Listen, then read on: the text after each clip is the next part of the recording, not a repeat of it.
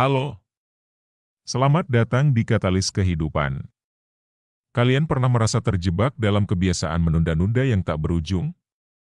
Jangan khawatir, kali ini kita akan menggali 5 langkah praktis untuk mengatasi kebiasaan buruk ini. Kita mulai dengan langkah pertama yang krusial. Apakah kalian tahu bahwa identifikasi penyebab prokrastinasi bukan hanya tentang menemukan mengapa, tapi juga bagaimana mengatasinya? Langkah pertama dalam mengatasi kebiasaan menunda-nunda memainkan peran krusial dalam perjalanan menuju produktivitas yang lebih baik. Identifikasi penyebab prokrastinasi bukanlah sekadar menggali informasi mengenai mengapa kita cenderung menunda-nunda, tetapi juga menggali strategi konkret untuk mengatasi akar permasalahan tersebut. Dengan mengeksplorasi cara-cara praktis untuk mengatasi hambatan dan menentukan solusi yang efektif, kita tidak hanya mendapatkan wawasan yang lebih dalam tentang alasan di balik kebiasaan buruk ini, tetapi juga menyusun langkah-langkah konkret untuk mengatasi dan mencegahnya di masa depan. Proses identifikasi yang holistik ini membantu kita melihat lebih dari sekadar permukaan masalah, mengajak penonton untuk berpikir kritis dan bertindak lebih proaktif terhadap kebiasaan menunda-nunda. Dengan menekankan pentingnya menemukan tidak hanya mengapa, tetapi juga bagaimana mengatasi prokrastinasi, kita membuka pintu untuk transformasi pribadi yang lebih dalam dan berkelanjutan. Nah, langkah kedua adalah bukan hanya tentang membuat daftar tugas, tetapi juga tentang menciptakan daftar yang membuat kamu tergerak. Bagaimana caranya? Langkah kedua dalam perjalanan mengatasi kebiasaan menunda-nunda memperluas cakupan dari sekadar membuat daftar tugas harian. Tidak hanya tentang mencatat tugas-tugas yang harus dilakukan, melainkan juga merinci langkah-langkah konkret untuk menciptakan daftar tersebut sedemikian rupa sehingga memberikan dorongan motivasi yang kuat. Pertanyaannya adalah, bagaimana kita dapat menciptakan daftar tugas yang mampu merangsang perasaan bersemangat dan meningkatkan produktivitas? Cara pertama adalah dengan memecah tugas besar menjadi bagian-bagian yang lebih kecil dan terkelola.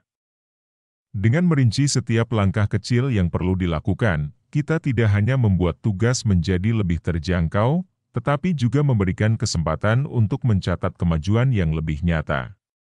Selain itu, penekanan pada prioritas tugas juga penting.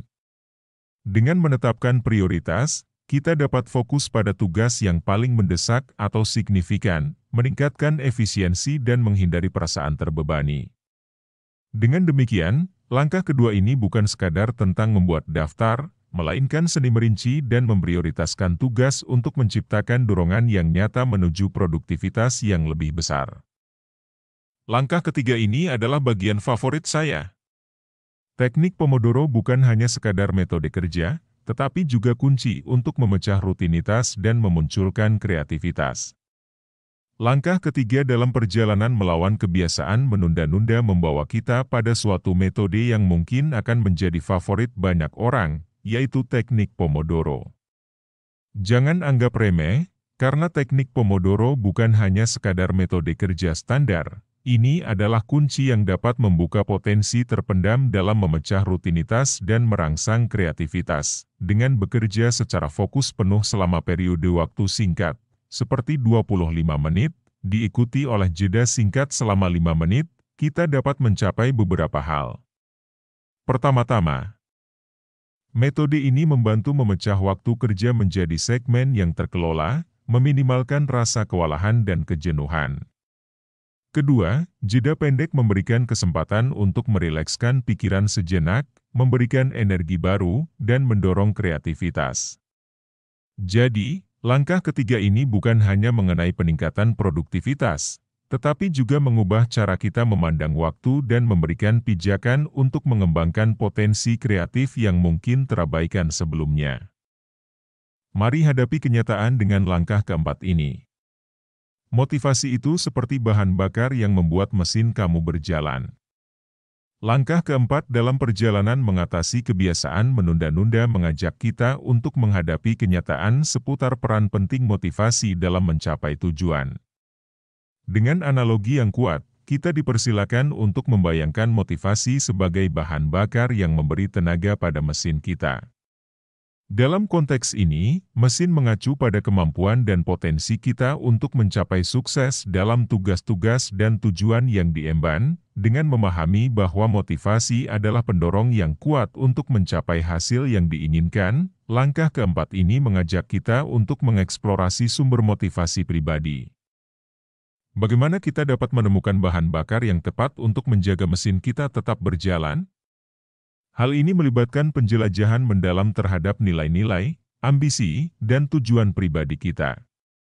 Dengan menemukan sumber motivasi yang tepat, kita dapat memastikan bahwa mesin kita selalu berjalan pada performa penuh, membantu kita melalui tantangan dan mendorong kita menuju kesuksesan yang lebih besar.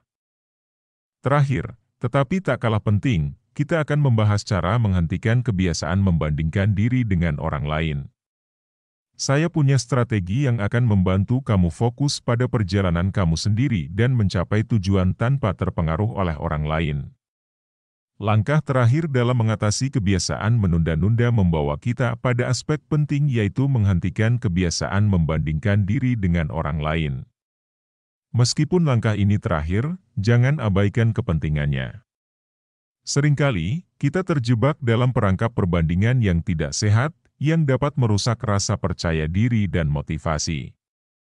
Oleh karena itu, penting untuk memiliki strategi yang efektif untuk mengatasi kecenderungan ini.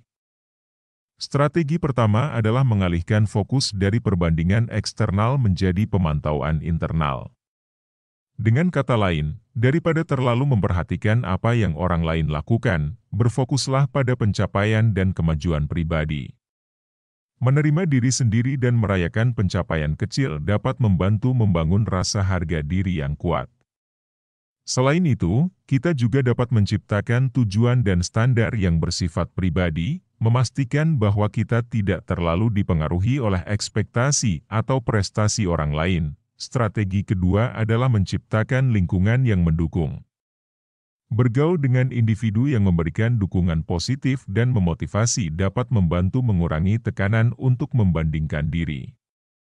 Diskusi dan berbagi pengalaman dengan orang-orang yang memiliki tujuan serupa dapat memberikan perspektif yang berharga dan memberikan dorongan moral.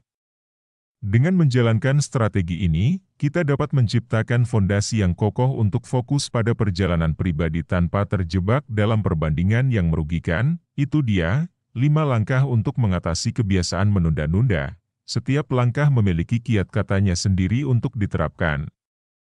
Jika kamu siap mengubah hidup kamu, pastikan untuk memberikan like, berlangganan, dan bagikan video ini. Terima kasih sudah menonton, dan sampai jumpa di video berikutnya.